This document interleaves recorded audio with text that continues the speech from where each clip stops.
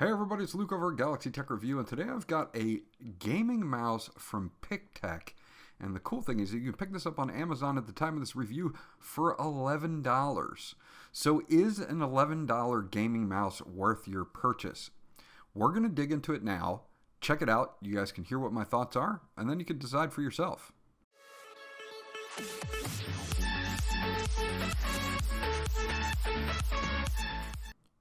Okay, so we get this unboxed right away. You just get a user manual and you get the mouse itself.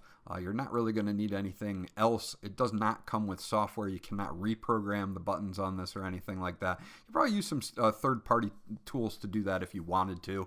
But they give you this user manual. It's in a bunch of different languages, and it really doesn't have too much in it. It just has your button assignments, what they're predefined as, and of course your specifications, which I'll leave up here on the screen. If you want to freeze this, you can, but we'll go over some of the things. The interesting thing about the design on this is that it's a bilateral design, which means if you're a left-hander or a right-hander, you can use this mouse. It is an optical mouse. It's wired via USB. You do have forward buttons and backward buttons. They are located on that left side of that mouse. You do get a 1.6 millimeter cable with this. Your DPI values start at 1,000, go all the way up to 3,200, with the default DPI being 1,600. And there's a backlight. So when you set it to 1,000, it's red, 16, it's green, 24, it's blue, and 3,200, it's purple. And the color will change when you set the DPI. The material used is a rubber finish or a soft matte finish, and I'll show you guys that in just a second. Compatibility is Windows XP and above, Linux and macOS. Now the forward and back buttons will not work under macOS, just be aware of that.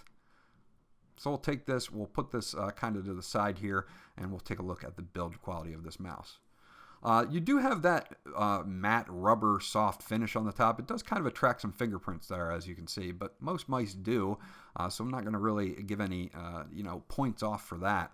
You can see that it does have this bilateral design. Now the forward and reverse buttons are on the left side still, but if you were a left-hander, you could get away with using this mouse because of how it's designed. As you can see, it's pretty much designed exactly the same way on both sides.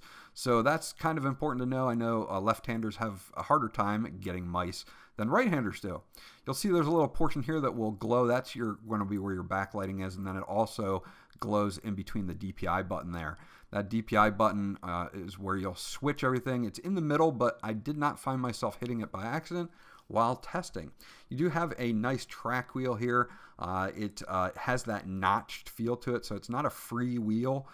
You will get like a little notch as you're scrolling with it, but it does pretty good at doing that. Speaking of the buttons, these have a very clicky tactile feel to them. So if you're a fan of, say, mechanical keyboards, something where if I click it, I'm going to get that nice click, these have a very crisp, nice click to them.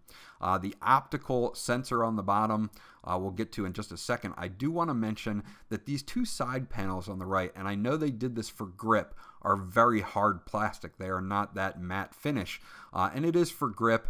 I'm not a fan, to be honest. It's okay. It works. It's fine. I kind of wish they had put the matte finish there too, and I know they did it for grip, and that's okay. It's a USB connect, and again, you get a 1.6 meter cable with it, which is plenty fine. It's not braided or anything, but again, this is an $11 mouse. So let me get this hooked up, and I'll be right back. Okay, so I've turned the lights down a little bit so you can get an idea of what the RGB lighting looks like. You can see the bar there in the front, and it's doing this breathing light, which will cycle through 7 different colors. It also goes up towards the DPI button here, which I think they did a pretty good job on. The optics on this mouse are not bad. I'll get into that in just a quick second. Using the DPI button, we can adjust the predefined settings here, and as I click it, green is 1,000, purple is 1,600, and then of course you have blue, which is 2,400, and then of course the top one, which is 3,200 DPI.